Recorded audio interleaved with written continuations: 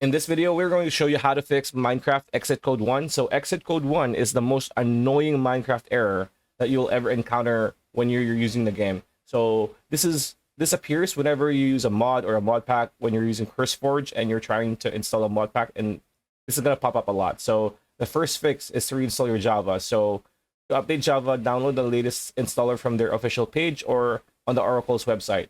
Step 2 is there are versions of Java available for Microsoft Windows, Linux, and Mac OS. Just choose the correct installer for your computer, especially if you're using the 64-bit version if necessary. Step 3 is run the downloaded setup to install Java on your computer.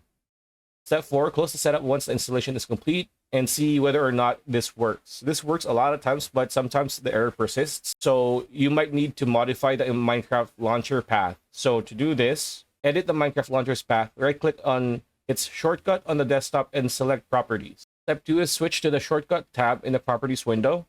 Select the entry of the target field and append workdir %program data %.minecraft at the end. Make sure not to wipe out the existing text. If you do, press Ctrl Z to restore it. Step 4, just click on OK to close the properties and apply the changes. The last fix you can try is to disable the mods. So Minecraft is one of the most modded games out there.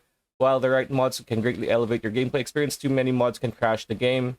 So just go to CurseForge or to the mods folder and just, remove mods one by one and see whether or not it works. And if it does, great. If it doesn't, continue the process. Eliminate the threat, so to speak. So that's pretty much it. That's a video. Hope you like, comment, share, subscribe, ring the bell icon to see you on the next one.